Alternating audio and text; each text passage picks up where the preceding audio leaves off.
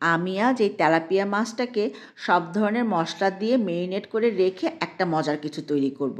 অনেকটা ফিশ কাবাব বলতে পারো, তবে কেউ মন চাইলে এটাকে ফিশ বারবিকিউ বলতে পারো।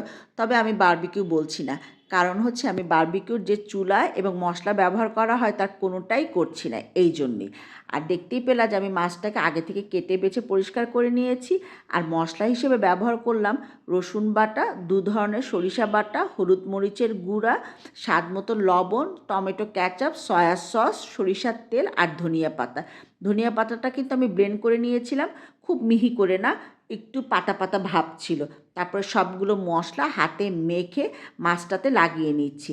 মাছের সবগুলো কর্নার খুব ভালো করে মশলা দিয়ে মেখে নিব। তোমরা দেখতেই পাচ্ছ আমি কিভাবে মশলা মাখাচ্ছি। তোমরা এভাবে করে দেখো, খুব মজা লাগবে খেতে। আমার বাচ্চারা তো খুবই এক্সাইটেড ছিল। আর সরিষার তেল দিয়ে ভাজার কারণে সারা ঘরে একটা কাবাবের দারুণ স্মেল আসছিল। কেমন আছো তোমরা সবাই? নিশ্চয়ই খুবই ভালো আছো। আর এই মশলাসহ মাছটা ভাজার কারণে উপরের লেয়ারটা একটু পোড়া পোড়া ভাব হবে, তবে ভেতরটা কিন্তু পুড়বে না। একটু মিডিয়াম ফ্লেমে ভাজতে হবে, দেখতেই পাচ্ছ। আর হচ্ছে মাছটা উল্টাতে একটু বেগ পেতে হয়েছিল দেখে তোমাদের সাথে আর ওটা শেয়ার করলাম না। আর এই বাকি মশলাগুলো ভালো করে কষিয়ে মাছের উপরে দিয়ে দিব। দেখো, ভেতরটা কিন্তু পড়েনি, খুবই মজা হয়েছিল খেতে। তোমরা ট্রাই করে দেখো। আর এটা আমরা আজকে ডিনারে খেয়েছিলাম। সবাইকে নববর্ষের শুভেচ্ছা, হ্যাপি নিউ ইয়ার। সবাই খুব ভালো থেকো। আল্লাহ হাফেজ।